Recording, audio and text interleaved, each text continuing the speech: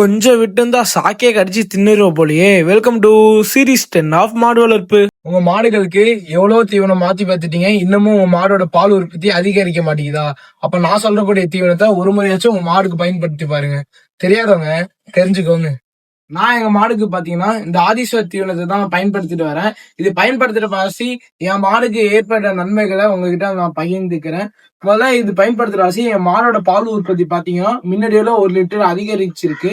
இது போடுறது ஆரம்பிச்சதுல இருந்து என் மாடுக்கு வந்து சின்ன பிரச்சனையே வரல. என் மாடு வந்து ஆரோக்கியமா இருக்கு. அது மட்டும் இல்ல, என் மாடுகளுக்கு ஏற்படக்கூடிய செரிமான பிரச்சனை இந்த தீவனம் கொடுக்க ஆரம்பிச்சதுல இருந்து என் மாடுகளுக்கு வரல. ஒரு டெஸ்டிங் போய்க்கலாமா?